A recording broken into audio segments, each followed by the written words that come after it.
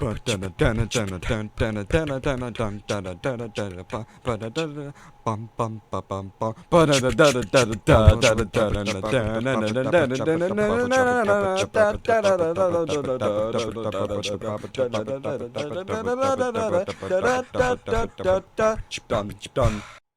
Internet, welcome to Random Theory, where today we have a pretty funny video for you guys. Let me just hold on. And we're ready! If you've been around in the FNAF sphere for the past 4 years or so, then you might have heard of a book series called Fazbear Frights, an alternate universe anthology that takes ideas from the FNAF games and the OG novel trilogy and expands on them more to give a more thorough explanation. If you're ever confused by certain concepts introduced in the games and books that are never fully elaborated on, then this is probably your best bet. This series alone has helped answer a variety of questions, such as who possesses Gold Freddy, it's Cassidy and Evan, by the way, how William and Michael were able to stay alive after somewhat dying, how Remnant and the newly introduced Agony properly work, and even the dynamics of characters from the games. I can really commemorate it on a high level, despite whether you think Stitchline Games is canon or not. But of all these books, I've only ever gotten the chance to read one of them, which was none other than Bunny Call. And yes, if you're wondering, this is the book with the Springtrap and Preg story. Moving on, while the other two stories in the book are both interesting, I'm going to only discuss one of them, and that's the book's namesake, Bunny Call. And what I will be talking about is how it connects to the Aftons. But before we start, let me just put this, and this, and this. You got all that? Okay, cool.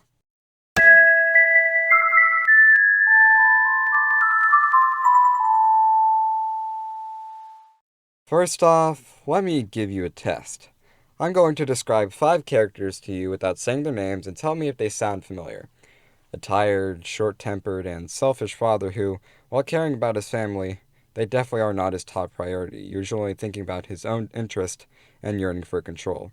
A kind and caring, albeit assertive mother who is the more involved of the two, always the one who loved more. The oldest son who distances himself and tries to set himself apart from his family. The youngest daughter, who is cheery, enthusiastic, and curious, and a middle child son who is always following his brother around. If you thought of the Aftons when I named these 5 characters, then you'd be wrong. I was actually describing our main cast of this story. My main idea of today is that the family presented in this book is supposed to be a parallel of the Aftons, so I'll do a summary of the story while also mentioning key things that I notice that might lend this theory a bit more merit. Anyways, let's start our deep dive into Bunny Call and see just how deep the rabbit hole goes.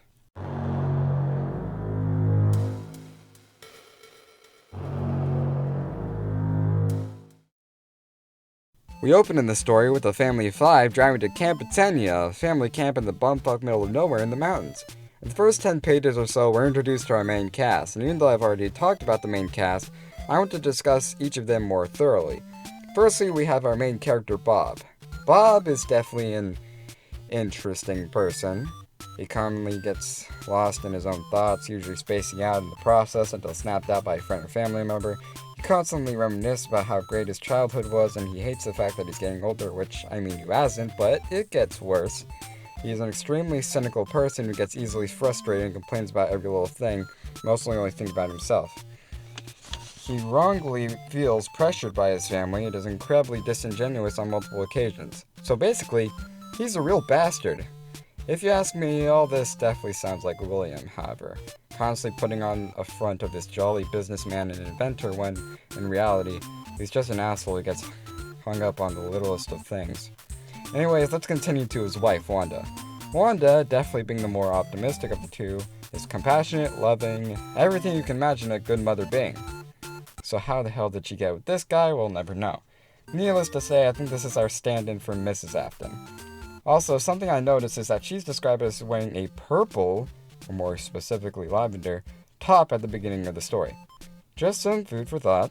Cindy is Bob and Wanda's youngest and only daughter. She's sweet, energetic, and like I said before, curious. Cindy is obviously Bob and Wanda's favorite, and she gets the most attention from them. Yep, sounds like Elizabeth to me. Aaron, the younger of the two sons, is definitely the hardest to connect to their respective parallel. But since it's the only not filled slot, we can assume this is crying child / Evan, although he does seem more chipper in this book than you would expect. Lastly, the oldest son, Tyler. He's described as trying to distance himself from the family, although he's not as spiteful as Michael in FNAF 4. But this is definitely Michael. And, with that, we have our main cast, bearing toward Campitanio while singing about the sun, and Bob inner monologuing about how he's lost control of his life. What fun times, am I right, folks? Anyways, carrying on, they arrive at Atenia, and Wanda instructs Bob to get their luggage out of the car into the cabin. As you can imagine, Bob doesn't complain about this whatsoever. The first thing I noticed is after this conversation, Cindy calls to her father and points to a butterfly. I might be digging too deep into this, but this reminded me a lot of the ending of The Silver Eyes when infant Charlie pulled aside her father to show him a bird. But I'm probably reading too deep into that. But it's something to consider. The real first thing I want to talk about is after he's left to take the list of activities his kids made, and he goes to a counselor to ask for directions. The counselor keeps on blowing into a whistle, and Bob, being frustrated, calms himself and simply says thank you with what is described as a murderous smile on his face. Now, I don't know about you, but that is a major red flag to me. Shortly after, we get to hear Bob's inner thoughts about his family. Quote, if anyone had asked Bob if he loved his family, he would have answered with a vehement yes, because he did. But that didn't mean he liked them all the time. And lately, he'd been liking them less and less. They always wanted something. Daddy, look at the picture I drew, Cindy would say. Dad, can you throw the ball to me? Aaron would ask. Dad, please help me with my school project, Tyler would beg. End quote. I think what this is trying to tell us is that old Bob here, our Will stand-in if you forgot, does love his family, but he doesn't exactly like them. Now, while acting like your kids are distractions and burdens to you isn't much better than what most people think of with William as a father, it's better than William just not really giving a flying fuck about any of his kids in a one-note fashion. It gives the character more depth is what I'm trying to say. Another thing is Cindy wanting to show Bob a picture could be a reference to the fourth closet, but I don't think it's that important. Anyways, Bob gets to the front desk to give his kids' activity list to the receptionist, and she asks Bob if he wants to sign up for a bunny call. Bob is at first confused, but then she directs his attention to a costume named Ralpho the Bunny. When someone signs up for a bunny call, Ralpho, a bunny that bears a striking resemblance to Glitchtrap, will come to your cabin at the hours between 5 to 6 a.m. and start crashing about symbols to scare the fuck out of your family. Bob, being the devious little guy that he is, signs up for it and goes through the rest of the day normally. One thing that's mentioned between this section and the next section of the book is that Bob actually works in architecture. He describes himself as having this sixth sense for it, and he's really good at his job. As I see it, Bob's job in strange talent in architecture is supposed to mirror William's weird knack for robotics, to the point where he's able to make animatronics that surpass his colleague in terms of ability. Anyways, after a long day of picnics and the sort, Bob's family settles down and goes to sleep, and Bob enjoys the bliss of the night. Until he remembers that he signed up for the bunny call and starts having regrets and freaking out. He tries going to bed repeatedly, but can't. Instead, he gears up, grabs a flashlight, and goes out into the night until he sees a light of some kind. Turns out it's just some guy smoking named Philip who also can't sleep after signing up for the bunny call, either. To make conversation, Bob tells a story of when he was younger and had broken his mother's teacups while trying to play basketball indoors. What a genius. While he's telling it, he keeps hearing things in the distance, things that aren't there. That's some foreshadowing for you right there. Philip also tells a story about his mother, but it's not as nice as you would think. Quote, Philip coughed, cleared his throat, and said in a smoke-abraded voice, My mom died when I was 5. I hardly remember her. But I remember how my dad was before she died. He was a great dad. Taught me how to throw a ball, always showed me what he was working on when he fixed stuff, read me stories at night. But then, after Mom died, my dad... Philip paused when a king's sound sliced through the camp and speared both men. Bob's muscles were taut with fear and dread. Bob didn't think Philip was going to finish his story, but suddenly Philip said, My dad got lost. He just got lost. He couldn't do anything for me anymore. It was all about himself. He turned into a horrid dad. Philip turned and looked Bob in the eye. I've become just like him. Before Bob could respond, Philip turned off his flashlight and walked away. The night plucked him from Bob's reality and deposited him someplace beyond his senses. Bob was left standing there with more self-knowledge than anyone would ever want to have. End quote. Sheesh. So I want to present the first idea I had when I read this. I originally thought that this was supposed to be about Michael, and how this could have been an explanation of why William is the way he is in the timeline. To be fair, there is another father in the Fazbear's Frights books, named Phineas, who, after his wife passes, turns to Remnant to attempt to perhaps bring her back. Of course, that's just what I'm assuming. I haven't read all the Stitch Race singers. But that last sentence irked me. Bob was left standing alone with more self-knowledge than anyone would ever want to have. Why would he gain self-knowledge from a random stranger sharing his life story? Another thing that irked me was the way that the book describes Philip leaving. I don't know how a man walking a couple feet away would stop a person from smelling their cigarette, considering cigarette smoke usually flows behind a person walking away. And it also describes him as being plucked from Bob's reality, as if he just disappeared without a trace. Why does this confuse me? Well, it's the one big breakthrough I've had in this video's conception. Philip was actually just a figment of Bob's imagination, and Philip's childhood story was actually Bob's story. Let me explain.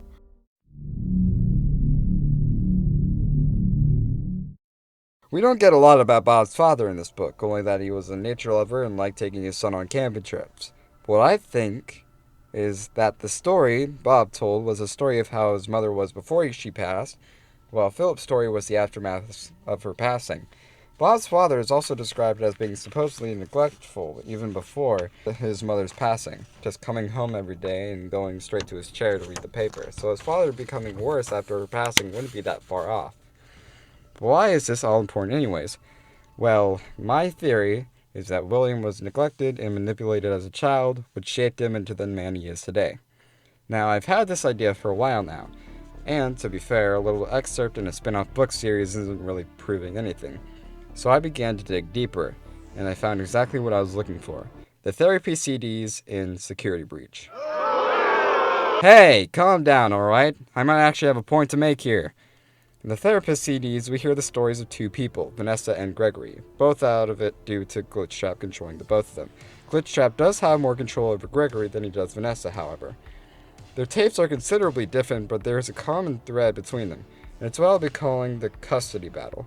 In the third CD, we get hints of Vanessa's father, quote-unquote Bill, manipulating her to make her mother look bad in court. I've read through all your files, so I feel like we've been talking for weeks. I feel like I know your dad, too. Bill, right? I know you do. Your supervisor notes that you follow instructions perfectly. Your dad made you follow instructions, didn't he? I'm talking about the custody battle between your mum and your dad. Your dad didn't play fair, did he? He used to make your mum look bad in court. After the fact, Vanessa's mother supposedly killed herself after losing the case. I know your mum after she lost the custody case. I was supposed to be a good girl. After the therapist says this, Vanessa's tone almost completely changes, her voice breaking. While this could be seen as just another tragedy in the FNAF universe, perhaps a parallel to Elizabeth, we have to remember that Vanessa is still possessed by Glitchtrap at this point. We later find out that her file, the same one that told her custody battle story, had been hacked, so this most likely wasn't even true. What you might not know is that this person who's been sending you messages has been hacking into your personal files too. These are the same files I have here. These files are full of details about your life. Do you know what that means? I'm not in the tech department. I just type on the computers. She also changes her tone after her therapist tells her, seemingly playing aloof and being a bit standoffish as to not break her cover. We also get the story of Patient 46/Gregory, who seemingly separated himself from his past. Something I'll also say is that the therapist describes Gregory relaying his past as almost being like a person relaying a story from a book. Almost dramatic. Apparently they've had a deep past full of tragedy with their parents, and suppose he might have even told the same exact story as Vanessa, but in the final tape it is once again proven that what Patient 46/Gregory said, and this story in general, was a lie. Some therapists think they should only focus on information they get from their clients, but some therapists, like me, think it's helpful to find out about clients from other sources. Wanna guess what I found out when I looked into the tragedy of your past? All that stuff about your parents? You aren't even gonna look at me? Fine. You can look at the floor all you want. But it won't change the fact that none of what you said in your file about your parents was true. The truth is, you had great parents. A great childhood. Why did you lie? So if neither of the people who told this exact same story actually had it happen to them, then why is it important? Well, what I think is that this was actually William projecting, and that this is actually William's story. Think about it this way. William, as a kid, had a bad father, but a good mother, which came to a head when his mother tried leaving Will's father, I'll call him Mr. Afton from now on, and take William with her to protect him. Of course, this turns into a custody court case where Will is pressured to lie about his mother being bad by Mr. Afton, and Mr. Afton wins the court case. Shortly after, William's mother commits suicide, and William is left to be neglected and abused by Mr. Afton until adulthood. This would make more sense given Will's neglectful nature since, as the New York Times states, about 1/3 of victims of abuse later become abusers themselves. It would also make sense from a narrative standpoint to have a man be abused when he was younger, only to become exactly like his father as an adult. It's very poetic. This is what is called the cycle of abuse. When a person, having children, was either emotionally or physically abused by their parents as a child, they don't know how to properly take care of their children due to never learning that from their parents. So, of course, they mistreat their child as an adult. However, I must close, I don't think anything of what I just said excuses William's heinous actions, although it does at least explain them. Anyways, that was a really unnecessary tangent. Hey, remember when this video was about a guy being attacked by an anthropomorphic orange bunny? Oh yeah, that. After Bob hears Philip's story, he goes back home and Ralpho comes and Bob attempts to cancel the bunny call. And Ralpho seemingly accepts and backs off, but he comes back a little later and Bob has to fend him off. At one point, Ralpho's hand starts to bleed, and Bob wonders what Ralpho exactly is. And apparently he's even able to get to the window in the loft, which, might I remind you, this is what a loft looks like. But Ralpho eventually leaves, and Bob has a newfound appreciation for his family. In my opinion, this is supposed to be a polar opposite of William's story. Instead of seeing that he's been taking his family for granted after a crying child dies and stepping up to being a better father than his father or whatever it was, William just doubles down and becomes obsessed with the idea of bringing his son, and by extension his other family members that die later in the timeline, back to life, or putting them back together as he says it himself, to the point where he will do anything to reach his goal, not caring about how much they're suffering as a result or who gets hurt in the process. Anyways, let's finish up the story. When Bob is sitting at an assembly with his family, it's revealed that the guy who wears Ralpho's costume wasn't able to make his rounds. So that means Ralpho really was never real and was just a manifestation of Bob's guilt, and that Bob should try getting a schizophrenia diagnosis. Anyway, that was all. Sorry I kind of tapered off on a whole separate theory near the end there, but I rarely ever get to talk about the books or get to info dump about them, so it was kind of nice. Let me know what you guys think. Should I continue making more theory vids, or should I burn in hell for all eternity? Please tell me down below. On a side note, I'd appreciate anyone who disagrees with me to actually give me fair criticism instead of just going, video bad! Because I genuinely want to hear what people think about this, considering I can already tell that it's going to be controversial. Come back next time when I finally try to find out what the hell that 10-year-old stain is on my wall. If you want to see more videos like this, be sure to like and subscribe, and I'll be seeing you in your nightmares. Sweet dreams.